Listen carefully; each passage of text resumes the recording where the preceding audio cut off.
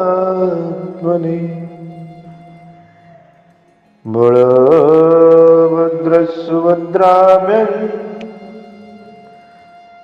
जगन्नाथाय नमः। আজি ଆମେ ନାରଦଙ୍କ ବିଷୟରେ ଆଲୋକପାତ କରିବା। ନାରଦ ଯିଏକି ଥିଲେ ବ୍ରହ୍ମାଙ୍କର ପୁତ୍ର। କୁହାଯାଏ ସେ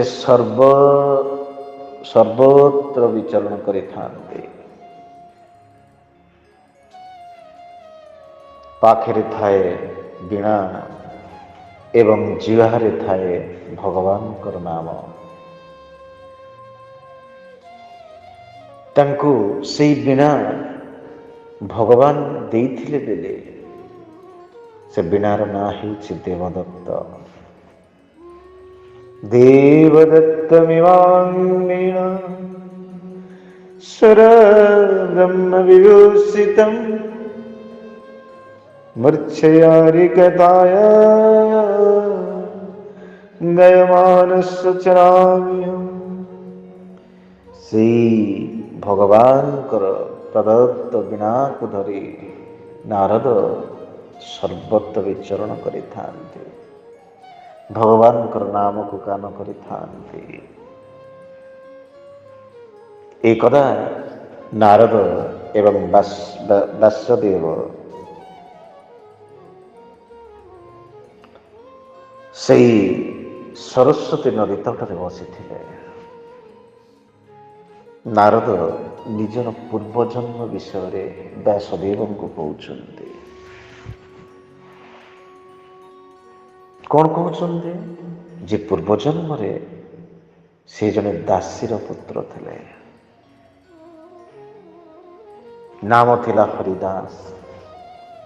ମା ତାଙ୍କର ସାଧୁସନ୍ଥ ମାନଙ୍କର ସେବା କରନ୍ତି। ଇଏ ବି ମଧ୍ୟ ମାଙ୍କ ସହିତ ସାଧୁସନ୍ଥଙ୍କର ସେବା କରନ୍ତି। ଏକଦା ଚତୁର୍ମାସ ସମୟ ସାଧୁସନ୍ଥମାନେ ଏକାଠି ହେଇକରି ଏକ ସ୍ଥାନରେ ରହି 4 ମାସ ପର୍ଯ୍ୟନ୍ତ ସେମାନେ ଭୋଜନ କରନ୍ତି, ଭଜନ କରନ୍ତି।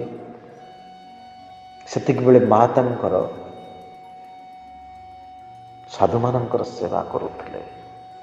ହରିଦାସ ବି ମଧ୍ୟ ସେହି ସାଧୁମାନଙ୍କର ସେବା କରୁଥିଲେ।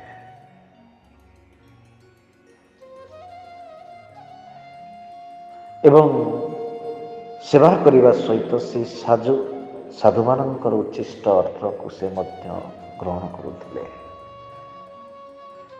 ପ୍ରକୃତ ସାଧୁ, ପ୍ରକୃତ ସନ୍ଥମାନଙ୍କର ଉଚ୍ଛିଷ୍ଟ ଯଦି ମନୁଷ୍ୟ ପାନ କରେ ଶରୀର ପବିତ୍ର ହୋଇଯାଏ ଏବଂ ଶରୀରରେ ଭଜନ କରିବାର ଆଗ୍ରହ ପ୍ରେରଣା ବଢ଼ିଯାଏ। ଏକଦା ଯେତେବେଳେ ସେ ଚତୁର୍ମାସ ବ୍ରତ ସରିଯାଇଛି, ସାଧୁମାନେ ଯିବାକୁ ବାହାରିଛନ୍ତି। ହରିଦାସ କାନ୍ଦିଲେ, କହିଲେ ମୁଁ ଆପଣଙ୍କ ସାଙ୍ଗରେ ଯିବି। ସାଧୁମାନେ କହିଲେ ବାବାରେ, ଆମେ ସାଧୁସନ୍ଥ ଲୋକ, ଆମେ ଆଜି ଏଠି ଅଛୁ, କାଲି ଅନ୍ୟ ସ୍ଥାନରେ ଥିବୁ। ତୁ ଛୋଟ ପିଲା, ତୁ ମା ପାଖରେ ରହ, ଆମ ସାଙ୍ଗରେ ଯିବା ତୋର ଉଚିତ ନୁହେଁ। ହରିଦାସ କାନ୍ଦୁଥିଲେ, ଯିବାକୁ ଇଚ୍ଛା ଥିଲା, କିନ୍ତୁ ତଥାପି ବିରହର ବେଦନାରେ ସାଧୁମାନଙ୍କୁ ଛାଡ଼ିଦେଲେ। କିଛି ସମୟ ଯାଇଛି, କିଛି ଦିନ ଯାଇଛି, ତାଙ୍କର ଇଚ୍ଛା ସେଇ ସାଧୁସଙ୍ଗ, ତାଙ୍କର ଇଚ୍ଛା ସେଇ ଭଗବତ ନାମ।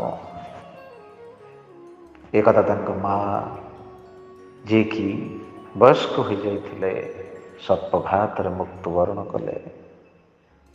ଏବଂ ନାରଦ ସେମିତି ପୂର୍ବଜନ୍ମରେ ହରିଦାସ ହୋଇ ଭଗବାନଙ୍କର ନାମ କୀର୍ତ୍ତନ କରିଥାନ୍ତି, ଅପେକ୍ଷା କରିଥାନ୍ତି କେତେବେଳେ ସେ ଶରୀର ଛାଡ଼ିବେ। ଏବଂ କୁହାଯାଏ ସେ ଜନ୍ମ ପରେ ସେ ସ୍ୱୟଂ ଭଗବାନଙ୍କର ବ୍ରହ୍ମାଙ୍କର ପୁତ୍ର ହୋଇ ଜନ୍ମ ହୋଇଥିଲେ। ସେ ଥିଲେ ନାରଦ, ଯିଏକି ଏବେ ବି ସର୍ବତ ସବୁ ଲୋକରେ ସେ ବିଚରଣ କରିଥାନ୍ତି। ଭଗବାନଙ୍କର ନାମକୁ ଉଚ୍ଚାରଣ କରିଥାନ୍ତି। ଉଭୟ ଦେବତା ଏବଂ ରାକ୍ଷସ ମାନଙ୍କର ସଭାସ୍ଥଳକୁ ସେ ବିନା ଦ୍ୱିଧାରେ ଯାଇଥାନ୍ତି। ସମସ୍ତେ ତାଙ୍କୁ ସ୍ୱାଗତ କରିଥାନ୍ତି ଏବଂ ସମସ୍ତଙ୍କର ମଙ୍ଗଳ ପାଇଁ ସେ କାର୍ଯ୍ୟ କରିଥାନ୍ତି। ନାରଦ ଯାହାର କଥାକୁ ଭଗବାନ ବିରୋଧ କରନ୍ତି ନାହିଁ, ସେ ହେଉଛନ୍ତି ନାରଦ। 24 ଅବତାର ମଧ୍ୟରୁ ଜଣେ ଭଗବାନଙ୍କର ଏକ ଶ୍ରେଷ୍ଠ ଭକ୍ତ, ଯିଏକି ବିଚରଣ କରିଥାନ୍ତି ସଂସାରରେ ସବୁ ମୁହୂର୍ତ୍ତରେ। ଜୟ ଜଗନ୍ନାଥ।